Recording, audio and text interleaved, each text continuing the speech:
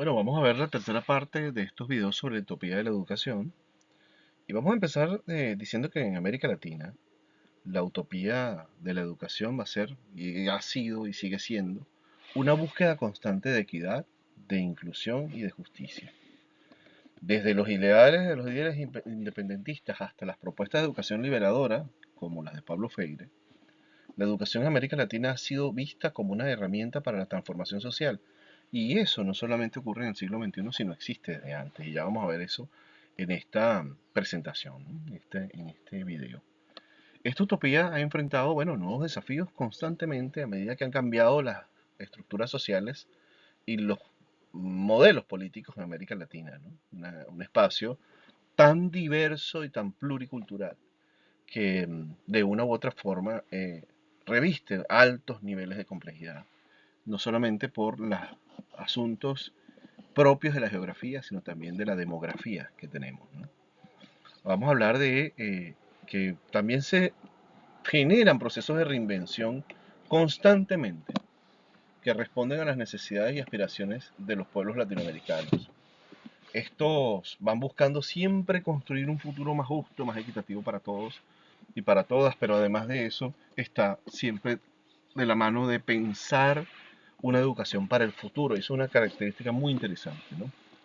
Porque en América Latina siempre el presente será reconocido como un presente de desigualdades, un presente de inequidades, un presente de diferencias sociales significativas. Así que la educación siempre va a estar planteada como un elemento para un futuro y que va a permitir una mejor forma de vivir y una estructura social mucho más equitativa.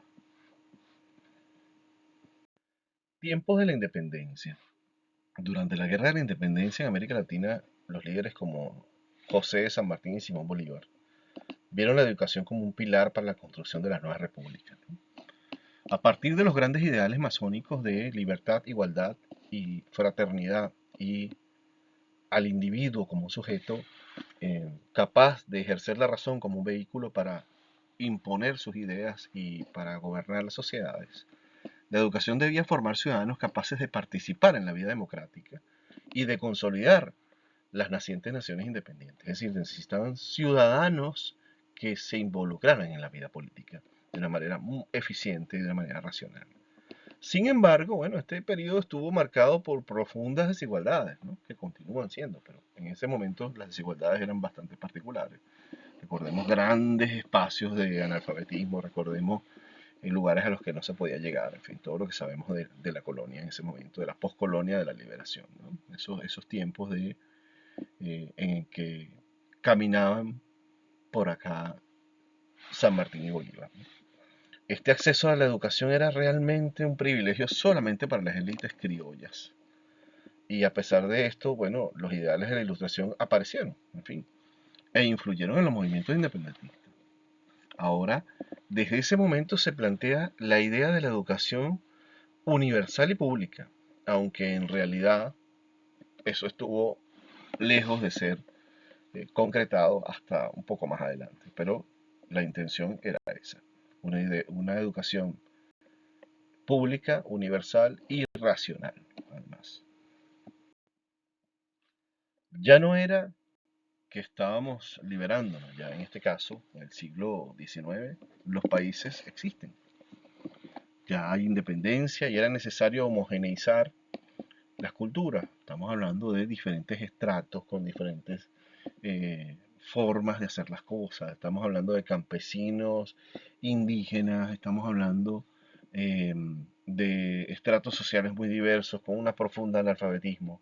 Y la educación pasa a ser un modelo integrador y de construcción de identidad nacional. Ahora bien, por supuesto, en esos tiempos había demasiada desigualdad, así que esto se daba siempre para las élites superiores, aparecen los estratos inferiores, pero los urbanos, los estratos medios urbanos, y alguna posibilidad de los estratos bajos urbanos, pero no así con los estratos campesinos y de los pueblos originarios que se encontraban en el territorio, ¿no?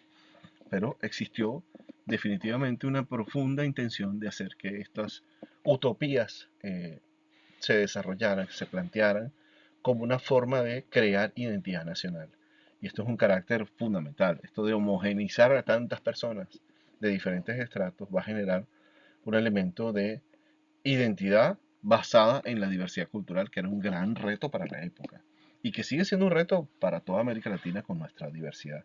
Incluso hay autores que van a plantear si es que realmente existe algo llamado América Latina, por aquello de que no existe un gentilicio común, sino existe un territorio compartido. Pero eso lo veremos más adelante en la materia. Hemos llegado a América Latina siglo XX, primera parte del siglo XX. Acá la expansión de la educación y las reformas educativas fueron importantes, ¿no? Estamos hablando de una primera mitad del siglo XX en la que la expansión educativa, la primaria se convirtió en algo fundamental y obligatorio, no solamente. Fue prioridad de los gobiernos latinoamericanos generar educación primaria básica. Un sujeto que al menos supiese leer, escribir y contar. Eso era fundamental para el desarrollo de las sociedades.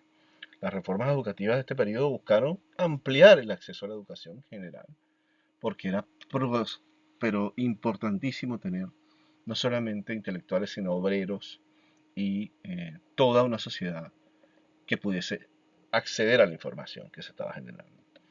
La influencia de los movimientos pedagógicos progresistas de los Estados Unidos, como el de Dewey, del que estuvimos hablando en el primer video, comenzó a sentirse en América Latina. Estamos hablando de una educación activa, centrada en el estudiante, tratando de que se desarrollaran sus propios valores y los elementos dados de la sociedad en ese momento, pero para que pudiese integrarse como tal.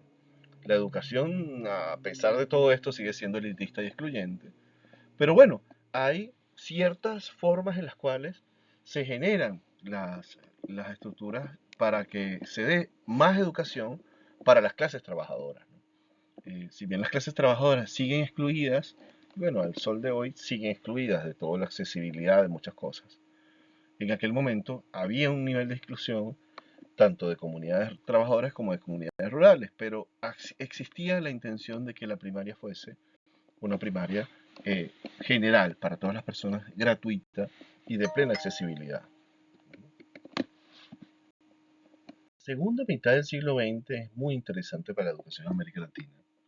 Hay grandes movimientos sociales, aparecen las ideas socialistas, las ideas de desarrollo, aparece el desarrollismo y aparecen otras funciones. Se da cuenta el mundo latinoamericano, por así decirlo, de que la educación no solamente sirve para que los sujetos sean un poco más letrados y puedan ser obreros más cultos, sino que además reduce la dependencia de otras potencias. Con lo cual, en la segunda mitad del siglo XX, hay un periodo de profundas transformaciones sobre lo que tiene que ver con los movimientos sociales, revoluciones específicas y lo que es la educación como tal, ¿no? Cambian las estructuras de poder, las relaciones con la riqueza, se va a plantear, bueno, que las élites deben ser subyugadas a los planes de poder de los estados y que deben estar asociadas a eso precisamente. Y no es que haya sido cambiado esto, pero había una profunda intención de hacer más igualitario y más social las cosas, ¿no? Va a aparecer un Paulo Freire, que ya lo hemos hablado en Brasil, y nos va a hablar precisamente del desarrollo de la educación como el proceso emancipador, en este caso, por supuesto, como una extensión postmarxista, ¿no? Freire nos va a decir que en la pedagogía del oprimido, que ya lo hemos visto, que se promueve una educación crítica y empoderadora. La intención es que las personas puedan desarrollarse y entender la realidad social que les rodea, entender su realidad de clase y entender su rol en ese proceso de transformación de su propia sociedad, ¿no? Ahora, en América Latina van a llegar para ese momento los movimientos de educación popular y las políticas educativas que buscan integrar a las comunidades más marginadas. Aquí se masifica la educación y se plantea la necesidad urgente de el analfabetismo cero, es decir, todas las personas deben saber leer y escribir y todas las personas deben integrarse social y cuestionadoramente a la vida en comunidad. Hoy día todavía existen estas grandes desigualdades. Hoy día, a pesar de la accesibilidad física de las instituciones, existe una accesibilidad económica, una inaccesibilidad económica que continúa siendo una barrera para que esto se desarrolle como tal. Bueno, insisto en que como hemos visto, la utopía latinoamericana sigue siendo una búsqueda de equidad, inclusión y justicia social. Ya veremos más adelante, dentro de los procesos filosóficos, qué ha ocurrido y cómo ocurre a profundidad.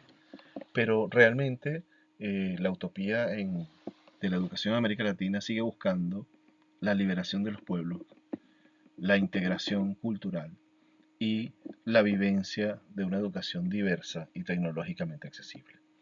Así que bueno, veremos en las próximas actividades cómo esto se va desarrollando, qué es lo que está ocurriendo y avanzaremos en la materia. Muchas gracias.